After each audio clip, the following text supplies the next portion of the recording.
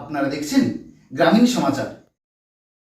জনগণ ভোট দিয়ে নির্বাচিত করলে তিস্তার বাহিরচর এলাকার বাসিন্দাদের স্পিডবোট সহ বিভিন্ন রকমের উন্নয়নের পাশাপাশি তাদের পাশে থাকার আশ্বাস সদর বিজেপি প্রার্থী অনন্তদীপ অধিকারীর।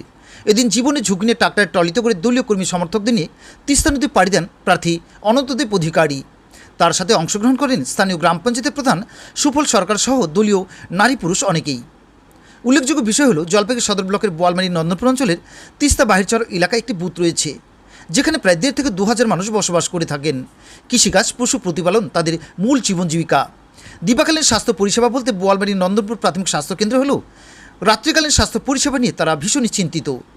রাত্রিবেলায় কোনো শারীরিক সমস্যা হলে নৌকাতে তিস্তা নদী পাড়ি দিতে তাদের যেতে হয় জলপাইগুড়ি হাসপাতালে।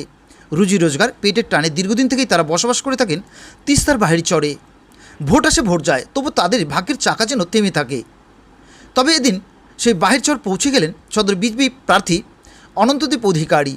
গ্রামীণ সমাচারে একান্ত সাক্ষাৎকারে তিনি বলেন, তিনি নির্বাচিত হলে, জনগণ তাকে নির্বাচিত করলে বাহিরচরের মানুষের যাতায়াতের সুবিধার্থে একটি স্পিডবোট ব্যবস্থা করে দেবেন এবং নানান ধরনের আরও উন্নয়নমূলক প্রকল্পগুলি বাস্তবিত করার চেষ্টা করবেন।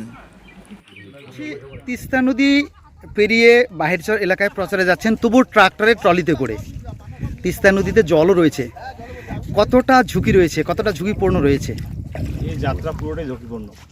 যে বিগত সরকার এই বাহিরচর এলাকার জন্য তারা কোনো চিন্তা ভাবনা করেনি, তাদের মানে সঠিক পরিকল্পনার অভাবে আজকে বাহিরচর মানে একটা দ্বীপে পরিণত হয়েছে এবং মূল ভূখণ্ড থেকে জলপাইগুড়ি সদর বিধানসভা মূল ভূখণ্ড থেকে সম্পূর্ণ আলাদা একটা দ্বীপে পরিণত হয়েছে। এখানকার যদি সরকার যদি সদর্থক হতো তাহলে এই এলাকায় একটা সুন্দর ট্যুরিজম সেন্টারে পরিণত হতে পারতো এবং এর যাতায়াতের উন্নয়ন বা উন্নতি আরও অবশ্যম্ভাবী।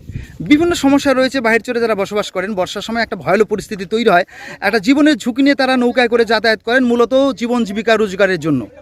আপনি যদি নির্বাচিত হয়ে আসেন, এই সমস্ত যারা এলাকায় বসবাস করেন তাদের উদ্দেশ্যে কতটা উন্নয়ন ঘটাবেন, কি উন্নয়ন ঘটাবেন? তাদের সঙ্গে কথা বলে একটা মাস্টার প্ল্যান তৈরি করে এদের যাতে জীবনযাত্রার মান আরও উন্নত করা যায় সেই চেষ্টা করব। বলছেন এই মুহূর্তে তিস্তা চরে যাচ্ছেন, বিভিন্ন এলাকাতেও যাচ্ছেন, কতটা জনজোয়ার রয়েছে, কতটা আশাবাদী জেতার ব্যাপারে?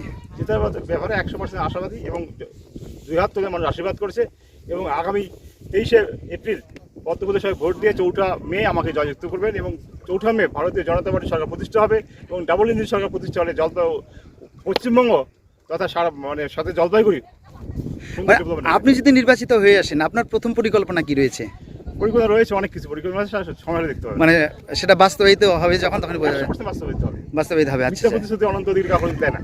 বলছিলাম শিক্ষা, স্বাস্থ্যের এবং কৃষকদের কিছু সার্বিক সমস্যা রয়েছে, তাদের কিছু কিছু সমস্যা রয়েছে মূলত, সেগুলো কিভাবে দেখবেন? দেখুন, শিক্ষা, স্বাস্থ্য, কৃষি সম্পূর্ণ ভেঙে পড়েছে সঠিক পরিকল্পনার অভাবে। পশ্চিমবঙ্গ সরকার তথা টিএমসি সরকার যেভাবে এদেরকে ভেঙে দিয়েছে উন্নত করার চেষ্টা করছে।